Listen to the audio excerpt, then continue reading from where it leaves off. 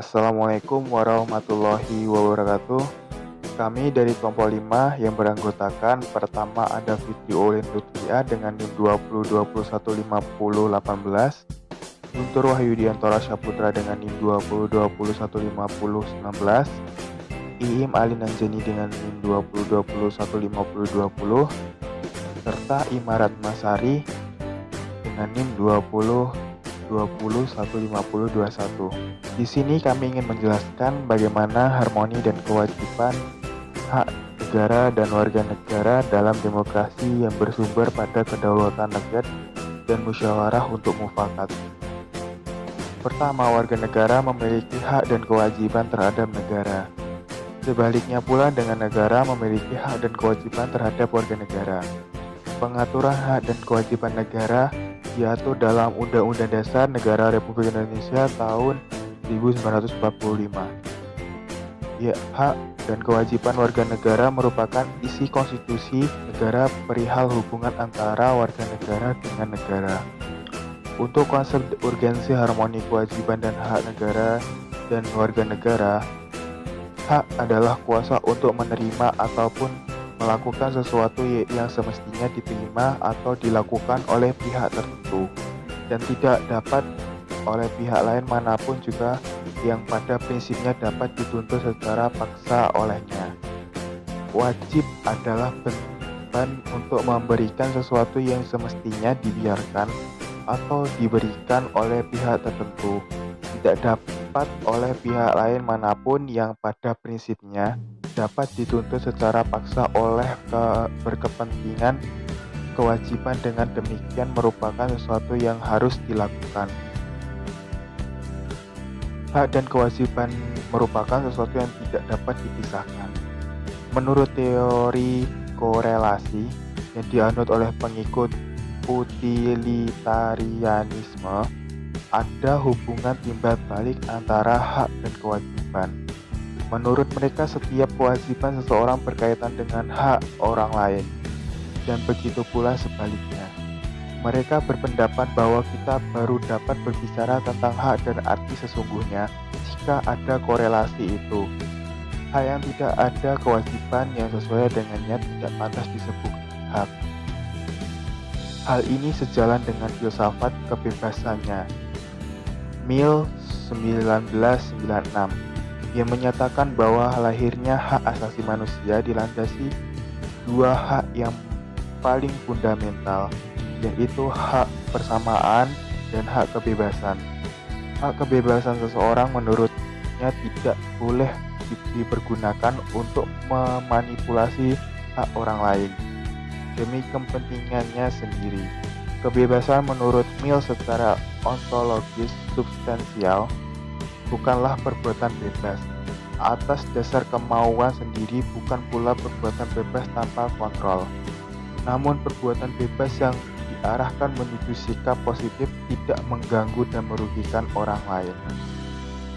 Selanjutnya, alasan mengapa diperlukan harmoni kewajiban dan hak negara dan warga negara Indonesia. Pertama, untuk mencapai keseimbangan antara hak dan kewajiban negara secara mengetahui posisi diri kita sendiri. Sebagai seorang warga negara harus tahu hak dan kewajibannya, seperti yang sudah tercantum dalam hukum dan aturan-aturan yang berlaku. Jika hak dan kewajiban seimbang dan terpenuhi, maka kehidupan masyarakat akan aman sejahtera. Hak dan kewajiban di Indonesia ini tidak akan pernah seimbang, apalagi masyarakat tidak bergerak untuk merubahnya. Oleh karena itu, diperlukan harmoni kewajiban dan hak negara dan warga negara agar terciptanya kehidupan bernegara yang harmonis dan berkesinambungan antara kepentingan rakyat dalam pemenuhan hak dan kewajiban oleh negara. Selanjutnya, sumber historis, sosiologis, politik tentang harmoni kewajiban hak negara dan warga negara Indonesia. Untuk sumber historis, secara historis perjuangan menegakkan hak asasi manusia terjadi di dunia barat ataupun Eropa adalah John Locke, seorang filsuf Inggris pada abad ke-17 yang pertama kali merumuskan adanya hak alamiah ataupun natural rights yang melekat pada setiap diri manusia, yaitu hak atas hidup dan hak kebebasan dan hak memilih. Selanjutnya, sumber sosiologis. Ada satu pandangan bahwa Indonesia baru harus dibangun dari hasil perombakan terhadap keseluruhan tatanan kehidupan masa lalu. Inti dari cita-cita tersebut adalah sebuah masyarakat sipil demokratis yang mampu mengharmonikan kewajiban dan hak negara dan warga negara. Selanjutnya, sumber politik. Sumber politik yang mendasari dinamika kewajiban dan hak negara dan warga negara Indonesia adalah proses dan hasil perubahan Undang-Undang Dasar Negara Republik Indonesia 1945 yang terjadi pada era reformasi. Pada awal era reformasi, pertengahan 1998, munculnya berbagai tuntutan reformasi di masyarakat. Tuntutan tersebut disampaikan oleh berbagai komponen bangsa, terutama oleh mahasiswa dan pemuda.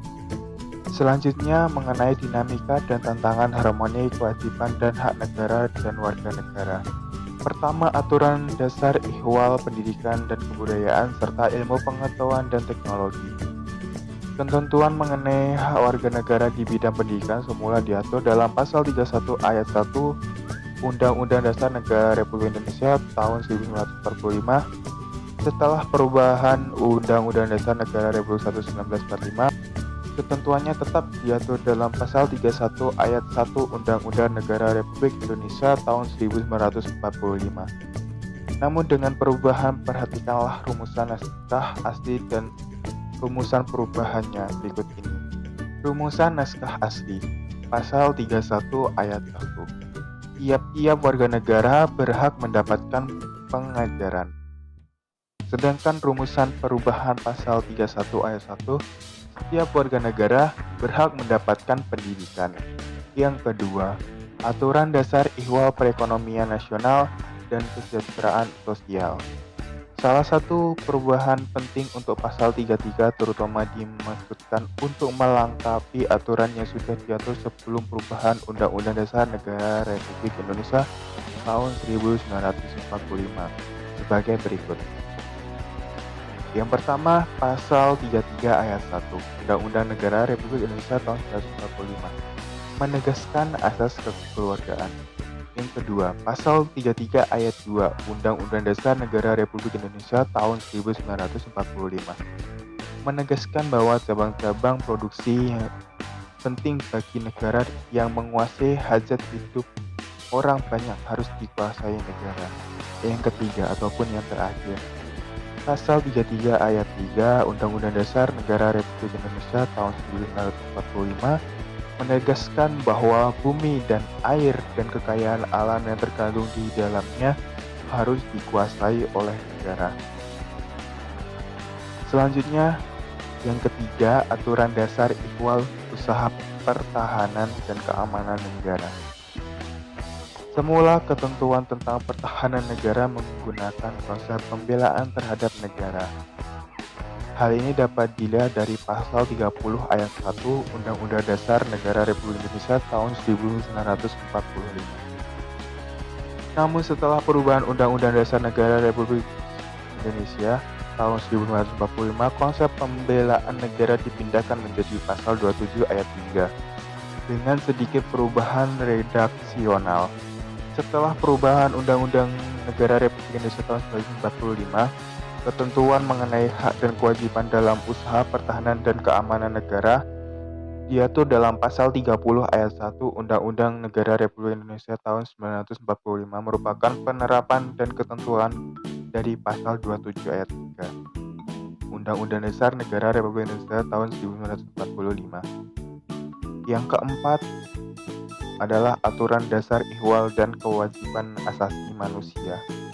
Penghormatan terhadap hak asasi manusia pasca amandemen Undang-Undang Dasar Negara Republik Indonesia tahun 1945 mengalami dinamika yang luar biasa. Jika sebelumnya perihal hak-hak dan warga negara yang diatur dalam Undang-Undang Dasar Negara Republik Indonesia tahun 1945 hanya berkutat pada pasal 27, 28, 29, 30, 31, 32, dan 33 dan 34, Setelah amandemen keempat Undang-Undang Negara Republik Indonesia tahun 1945, aturan dasar mengenai hal tersebut diatur tersendiri di bawah judul Hak Asasi Manusia ataupun biasa kita disebut dengan HAM.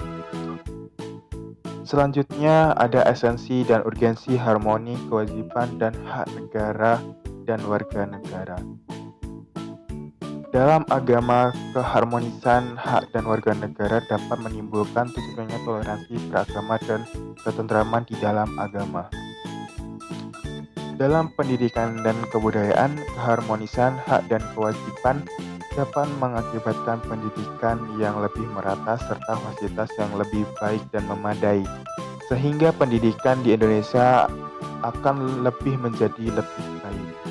Dalam ekonomi, keharmonisan hak dan kewajiban mengakibatkan ekonomi di negara ini bisa terkendali. Dalam kenegaraan, keharmonisan hak dan kewajiban menimbulkan keharmonisan terhadap rakyat. Mungkin hanya segitu yang bisa kami sampaikan. Jika ada salah kata ataupun kurangnya, kami mohon maaf. Sekian, wassalamualaikum warahmatullahi wabarakatuh.